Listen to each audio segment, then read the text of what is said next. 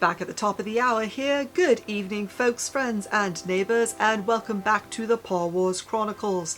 Today we're going to discuss a catastrophic event that nearly changed the course of history within the House of Lynx.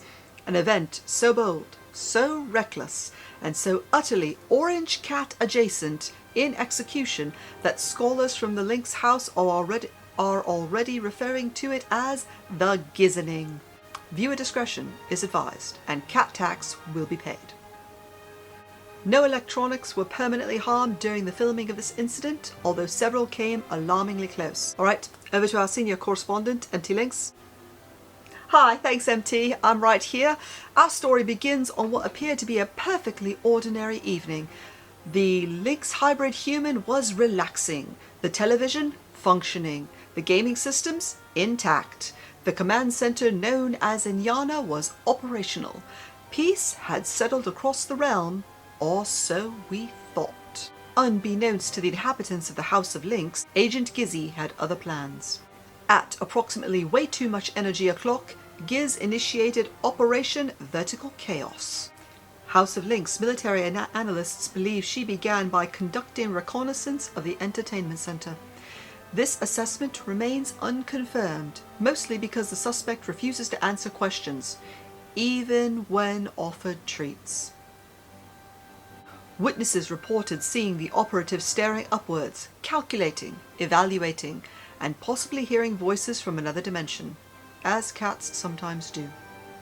According to reconstructed evidence, Agent Gizzy's objective was ambitious, some might even say impossible.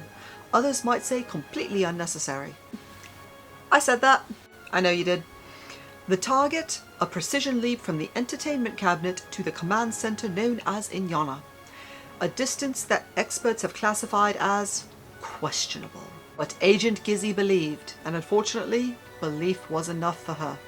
Without warning, the suspect launched. Physics immediately objected.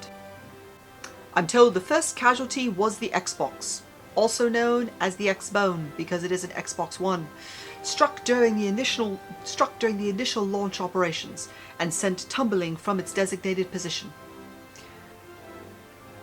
I'm told the second casualty was the Nintendo Switch, and we specify this is the Switch 1 because that's all we have.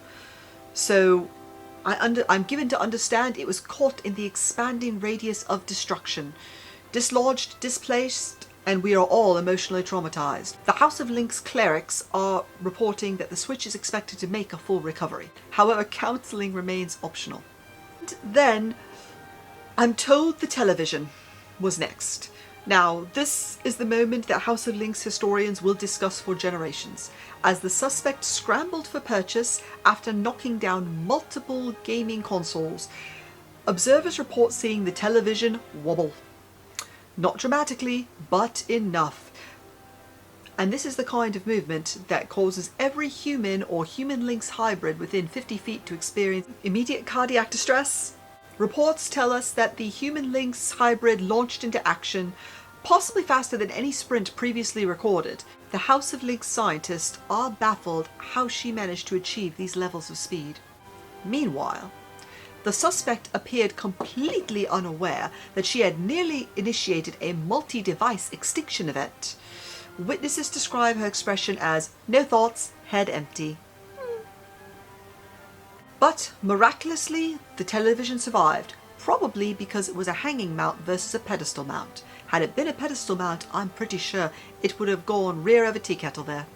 This just in from the House of Lynx clerics: the X-Bone survived, the Xbox survived, the Switch survived, Inyanna survived, and civility within the house survived. Barely.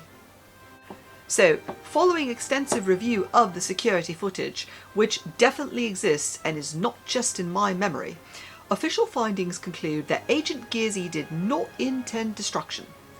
She, however, did intend adventure, and destruction was merely a side effect of that adventure.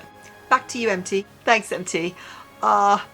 Okay, I am getting here that the House of Lynx has issued a response, and the House of Lynx has announced several corrective measures.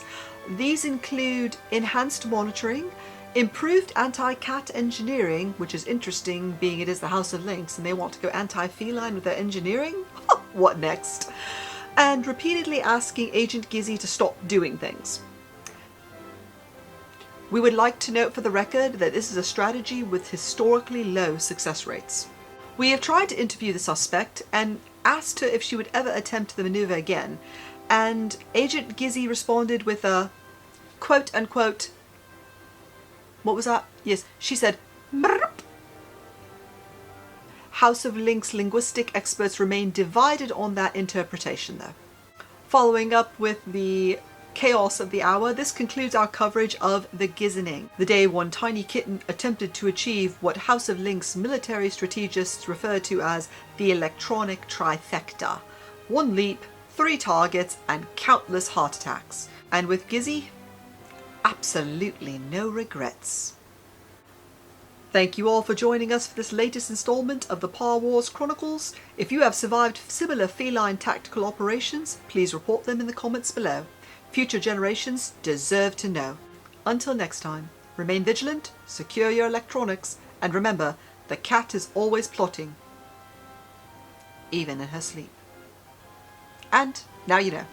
MT Lynx, signing off from the front lines.